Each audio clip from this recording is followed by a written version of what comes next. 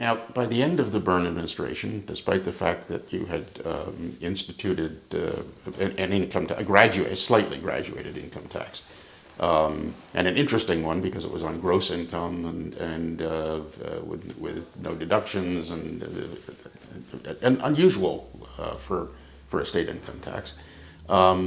Still, by the time Tom Kean came into office in 1982, he was faced with a budget deficit that he inherited.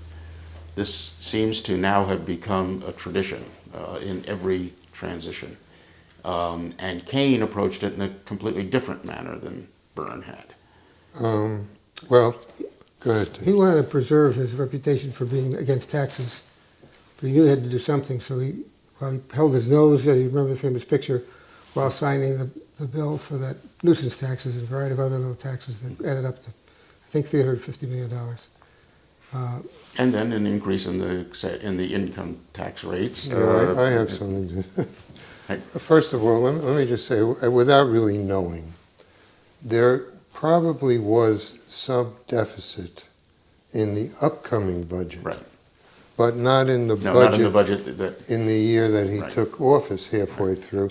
That had never happened in New Jersey until he left office. When it happened for the first time in 1989. When Florio inherited a budget that was already out of balance. Out of balance in mid-year. Right. Okay, but I mean, when we came in, they were talking about a $300 million budget gap and so forth. I think it is traditional, and I think they might have had one because we were in a deep recession. But the political tactic in that case is to exaggerate it because you're going to do it once in 4 years, so you better do enough. And of course, Kean also cut the corporate tax and he raised the welfare payments, which was fine. You know, he's the governor. He does what he needs to do. But part of the supposed deficit was to accommodate those changes. Now, I don't know this for a fact, but the story I heard at the time was Kean was for a sales tax increase. He proposed that.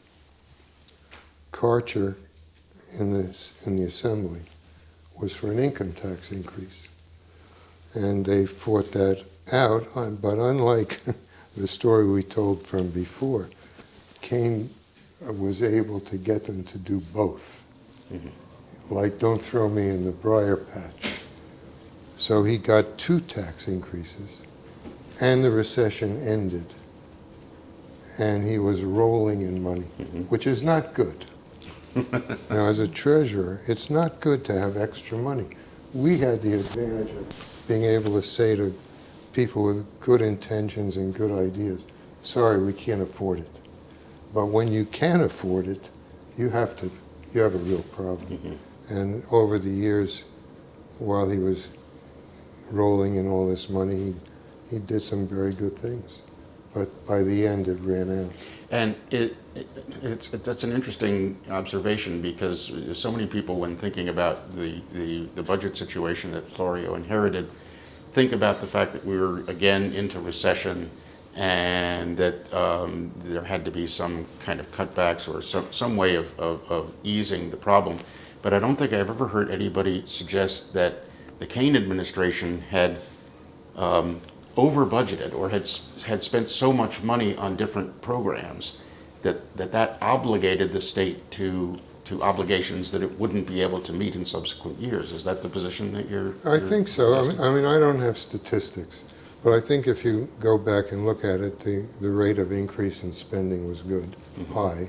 Mm-hmm. I was in favor of a lot of it. I mean, I'm not criticizing Governor Kean.